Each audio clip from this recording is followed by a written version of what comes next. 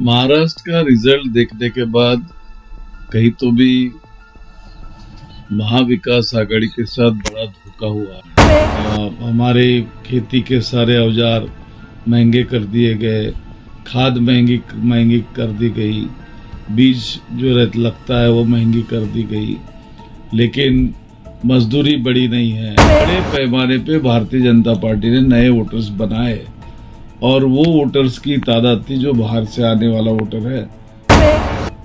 बड़ा षड्यंत्र रचा गया, ऐसा ही महसूस हुआ।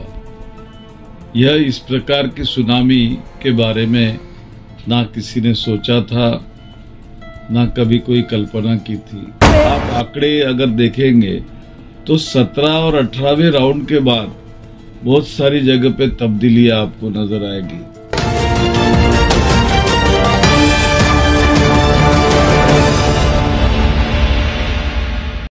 महाराष्ट्र में विधानसभा चुनाव और खासकर उसके परिणामों को लेकर जनता और समूचा विपक्ष काफी हैरत में ही नहीं बल्कि इस तरह की असंवैधानिक राजनीतिक लोकतंत्र का नजारा काफी चौंकाने वाला रहा है। इसी बात को लेकर कांग्रेस के राष्ट्रीय अध्यक्ष मल्लिकार्जुन खड़गे बैलेट पेपर से वोटिंग की मांग कर रहे हैं।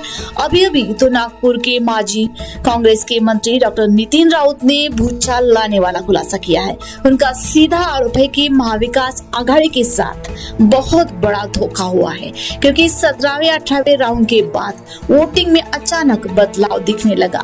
महाराष्ट्र में महाराष्ट्र के बाहर के लोगों ने वोटिंग की और इलेक्शन कार्ड भी एक ही दिन में लोगों के बनवाए गए, जिसके लिए अलग डेडलाइन होती है। क्योंकि ये सभी खुलासे इस लोकतंत्र में हैरत अंगेज है और चौंकाने वाले हैं। जिस प्रकार से आप आंकड़े अगर देखेंगे तो 17 और 18वें राउंड के बाद बहुत सारी जगह पे तब्दीली आपको नजर आएगी। तो यह जो भीड़ आई है वो भीड़ कहां से आई है, कैसे आई है, इसका भी आकलन होना चाहिए।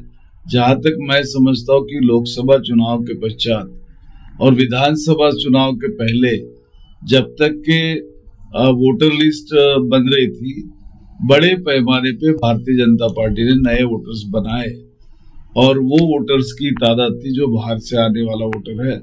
बड़े पैमाने पर वो यहाँ वोट कर गया, जिसका नतीजा आपको भुगतना पड़ा है। महाराष्ट्र के बाहर से भी वोटर्स आए हैं, मशीन में भी धांधली हुई। यहाँ मशीन, मनी, मसल और माइक्रो प्लानिंग, ये सभी चीजों पे वो हमसे कई गुना आगे थे।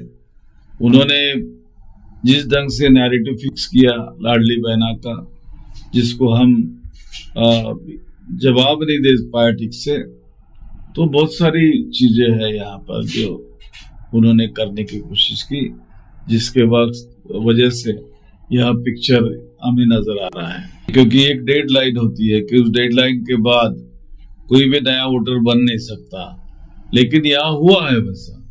तो इसलिए बहुत सारी धांधलियां जो मैंने शब्द यूज किया है वो यहाँ हो गई है, जिसका परिणाम हम देख रहे हैं। सच तो ये है कि भारत के निर्वाचन आयोग ने 2 महीना पहले कोई भी निर्णय नहीं होने देना चाहिए, जो निर्णय प्रभावित करता है चुनाव को। लेकिन यहाँ वैसा हुआ है, चुनाव को प्रभावित करने वाले निर्णय लिए गए, उसको भुगताया गया, लेकिन भारतीय चुनाव आयोग ने उसको इग्नोर भी कर दिया है।